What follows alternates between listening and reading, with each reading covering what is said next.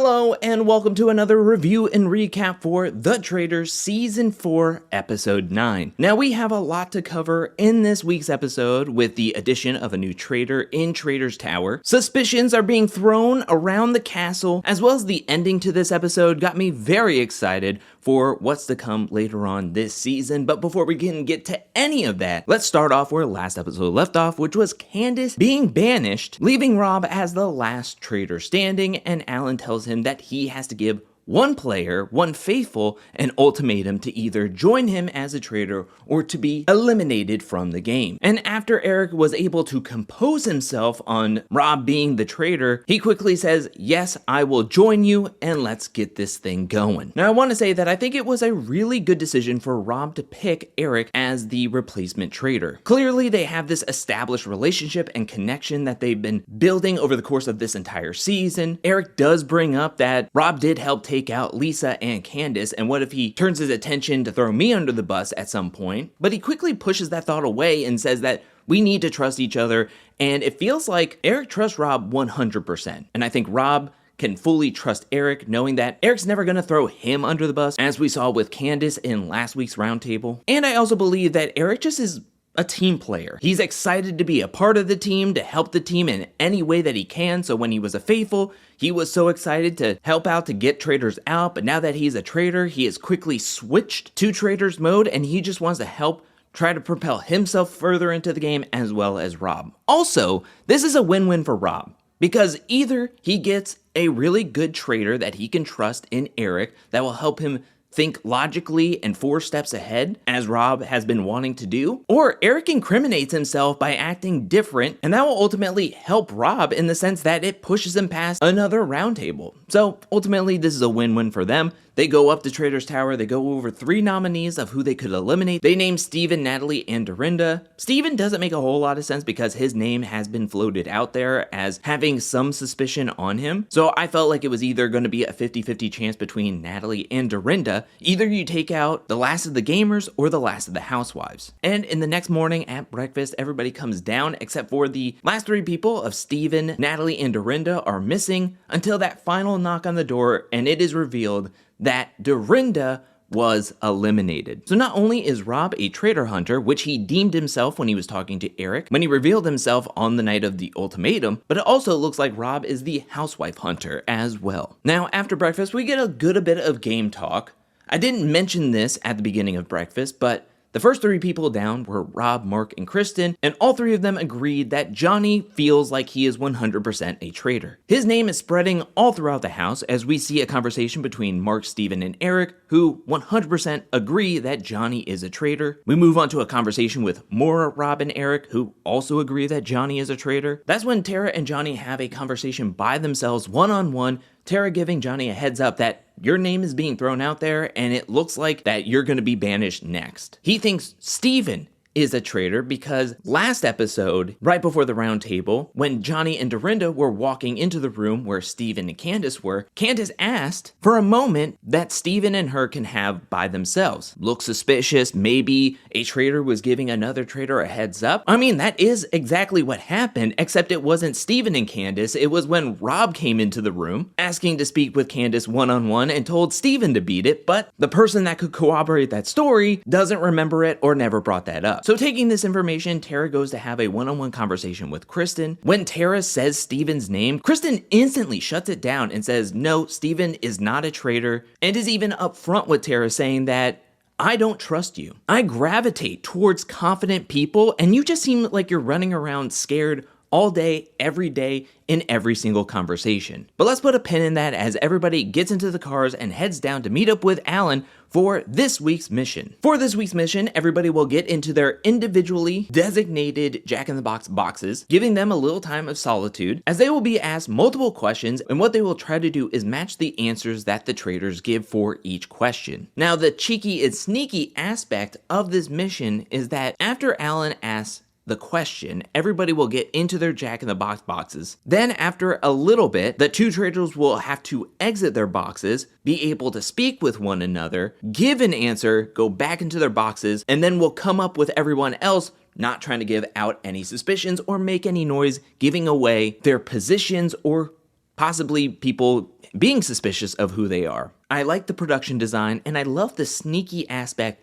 of this mission. But I will say that this was not as action-packed or as thrilling as I would have hoped once given the instructions of how this game would be played, because when it comes down to it, Rob pretty much plays the system and comes up with the best strategy for the traitors. And it's really a win-win for the traitors only, because he comes up with a plan of just answering Tara for each and every question. He and Eric don't give up any information about themselves or what they truly think. And on the other hand, they can possibly bank up enough money if and when the faithfuls can catch on to the pattern and just say Tara for each one. And this strategy really worked out for him on the fourth and final question, because that's when everybody was just like, just answer Tara, let's get some cash. The traitors are just messing with us. We're not going to get any information. And most of everybody did pick Tara, except for Johnny and Tara, who interestingly enough said Mark and Rob to the question, who would make the best traitor? Now, the final non-money question that the traitors had to answer was name 4 people to put on the shortlist for that night. Rob comes up with a plan that they will not pick either of them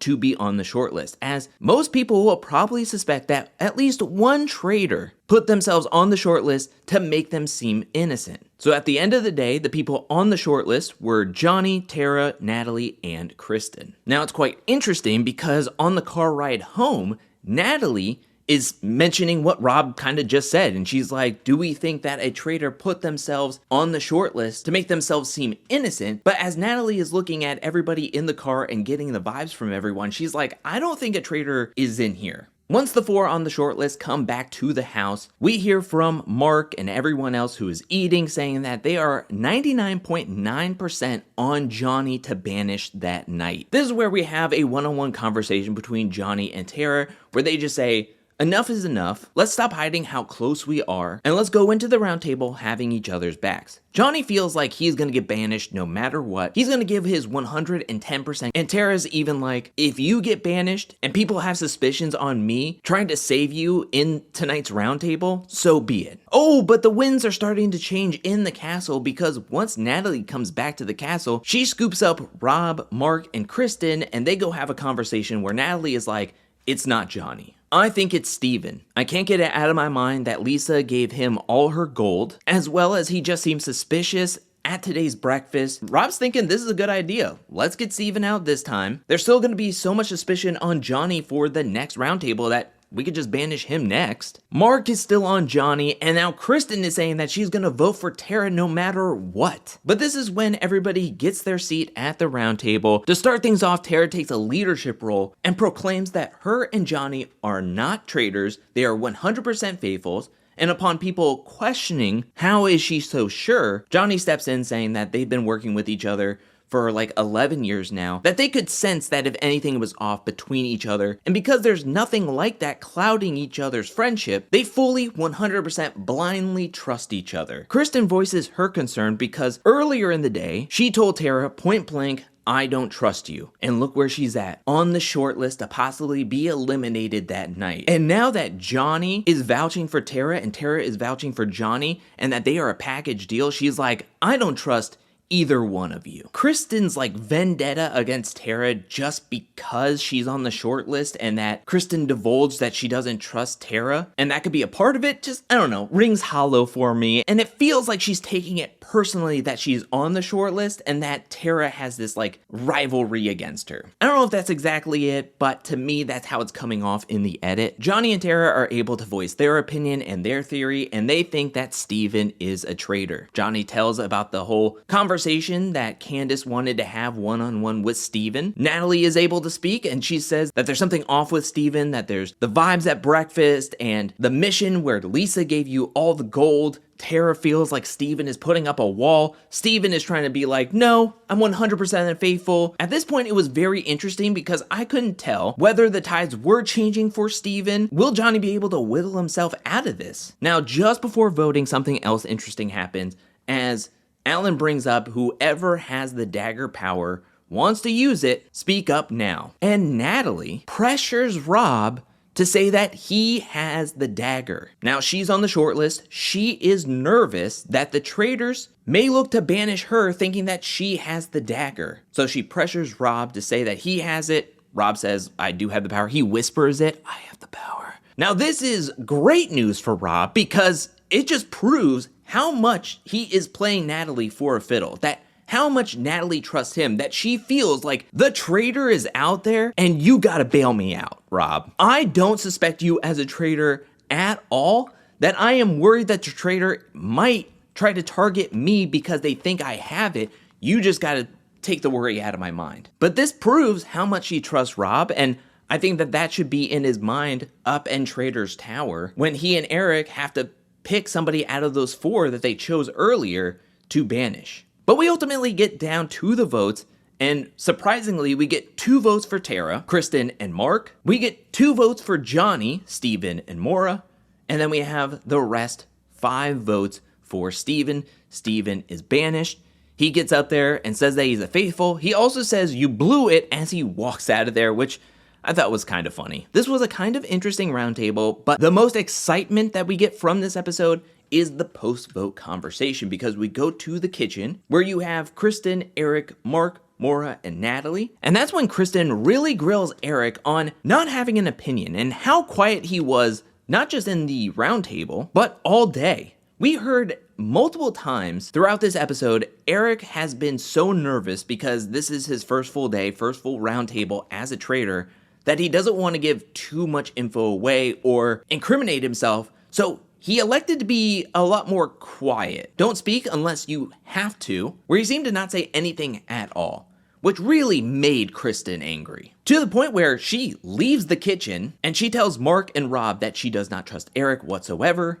He doesn't have an opinion. He's too passive. At this point in the game, you have to have an opinion. You have to have conviction in who you trust, as well as who could possibly be a traitor. And this late in the game for Eric to be like, and she even goes as far to say that if I'm eliminated tonight, your eyes should be on Eric. We go up to Traitors Tower with Eric and Rob having to decide who they want to take out of Natalie, Kristen, Tara, and Johnny. And truly, Eric is between a rock and a hard place, because at this moment, it really doesn't make sense to try to take out either Johnny or Tara. There's so much suspicion on them. At least one of them will get banished, and the possibility of if you vote out Johnny at the next round table and he says he's a faithful, then possibly at the next banishment you can take out Tara, saying that we think one of them at least is a traitor and the other one is just pulling them along, banking on that friendship to vouch for the other one. And that leaves a 50-50 choice between Natalie and Kristen. Now, as I said at the round table, Natalie trusts Rob 100%. But what's nerve-wracking is how persuasive Natalie is, especially at the round table. Because prior to that round table, the entire day it just seemed like Johnny was a lock to be banished.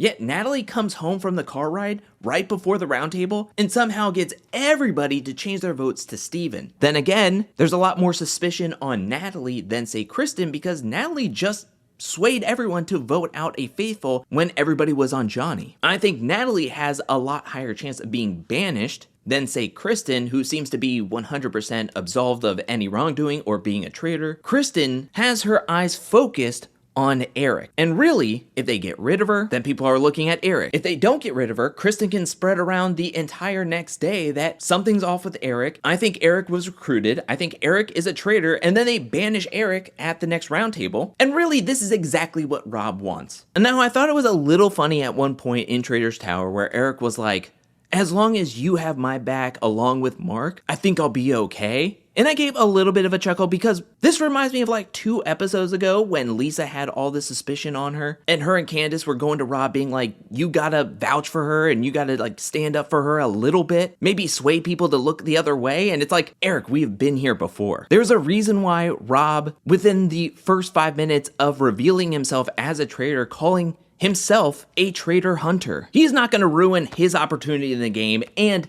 his bag to vouch for you. I truly think that Rob wanted to work with Eric as a traitor, at least until the final banishment and final roundtable. But if all eyes are focused on you, my guy, Rob is not opposed to writing a 4-letter name down there to where he can be the final traitor standing yet again. And truly there is no reason for him to jeopardize his opportunity or his bag for a recruited faithful that lasted 48 hours. I actually think that they're going to get rid of Natalie just because she is the final gamer and the way she was able to persuade everybody at the round table to vote Steven when so many people were like 100% on Johnny that entire day. But that could be risky for Rob, given that she trusts him 100%. But at this point, it seems like everybody trusts Rob 100%. So you're going to get rid of somebody who is in your corner each and every week. Rob seems very comfortable in this game, but he is very well insulated. He has so many connections and bonds with everybody. And I was hoping possibly maybe that Eric was going to last a little bit longer into this game. He could possibly make it past the next roundtable if they vote Johnny out. But I don't think he's making it to the end. That Rob is just waltzing his way